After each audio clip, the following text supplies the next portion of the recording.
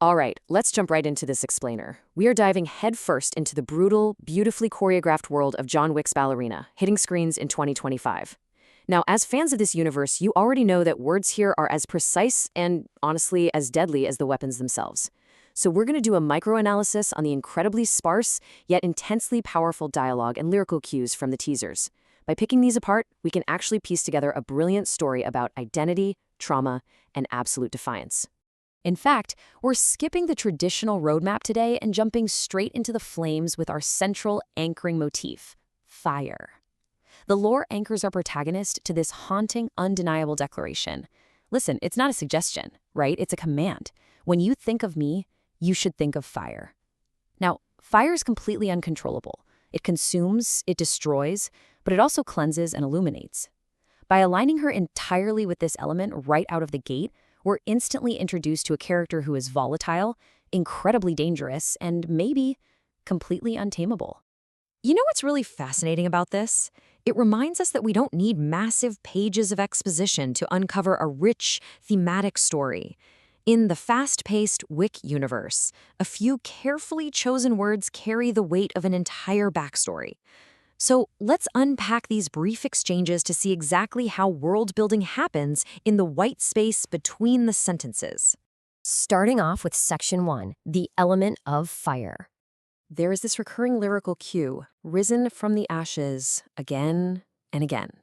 And it brilliantly illustrates a constant, inescapable cycle of destruction and sheer endurance. Notice the repetition there, again and again. This isn't just a one-time heroic resurrection. This is a grueling, continuous state of being.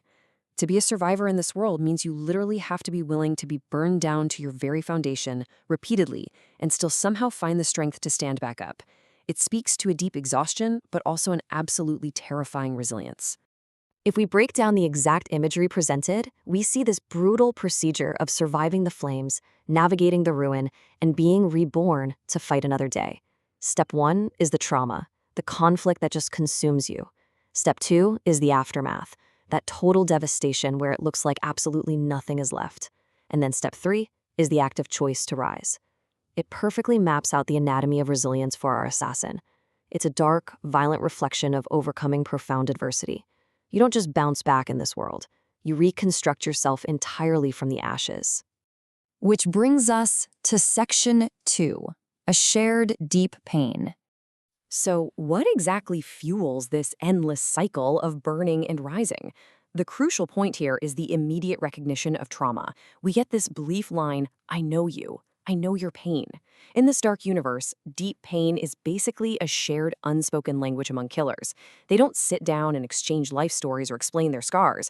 The shared experience of being broken by this violent world creates an instant, if slightly morbid, kinship.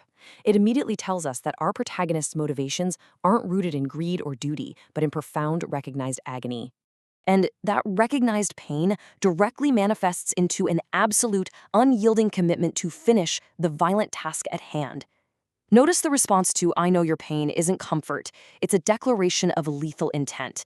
This isn't done until they're dead. The trauma has been entirely weaponized. There's no compromise here, no negotiation, no stepping back. The pain demands a resolution, and in this specific reality, that resolution means absolute destruction. Let's just pause for a second and let that question sink in. What drives a killer who flat out refuses to stop? The answer lies entirely in how our protagonist views her own agency. Is she just a weapon being pointed and fired by someone else, or is she the one actively pulling the trigger? Understanding that distinction is absolutely key to unlocking the entire ideology of this character. Let's dive right into Section 3, Fate versus Free Will. This brilliantly illustrates the central conflict of the text. Right in the middle of a brief exchange, we get this massive ideological clash. On one side, you have the systemic, fatalistic view of the assassin world's old guard. You don't choose to be a killer. You are chosen. That represents a reality where individuals are just cogs in a violent machine, totally stripped of their autonomy. But then, on the other side, we get the protagonist's fierce, fiery assertion of personal free will. No, I chose this. She completely refuses to be a victim of circumstance or a pawn for the high table.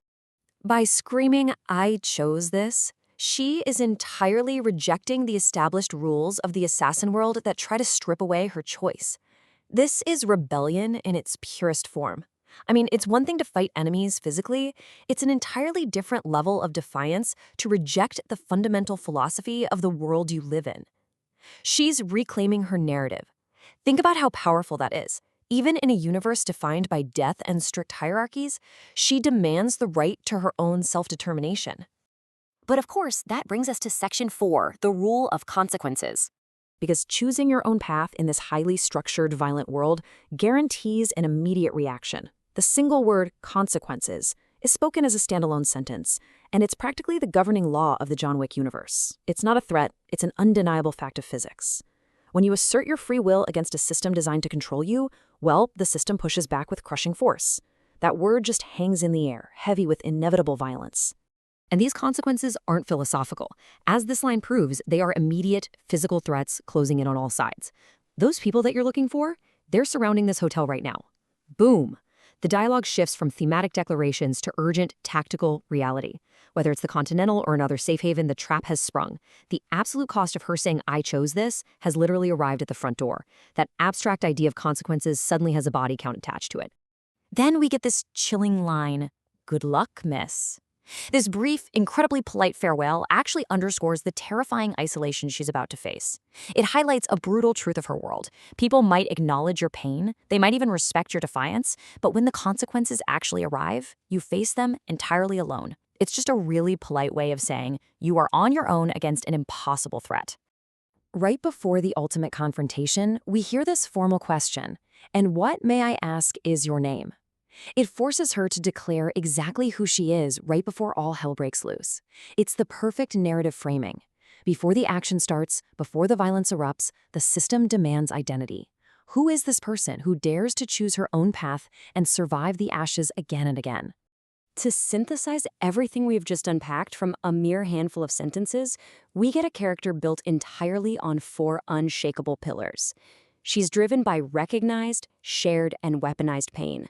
She possesses an endurance to be born repeatedly from the ashes. She's acting on absolute defiant free will. And all of this means she is defined entirely by fire.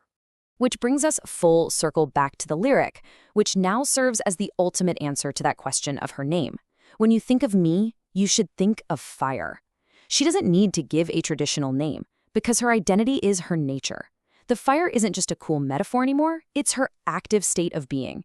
She's the element that's going to either burn a path forward or consume everything trying. So, I leave you with this final, provocative thought to ponder as we wait for Ballerina's release in 2025. When the ashes finally settle, will the fire of her own free will be enough to survive the consequences?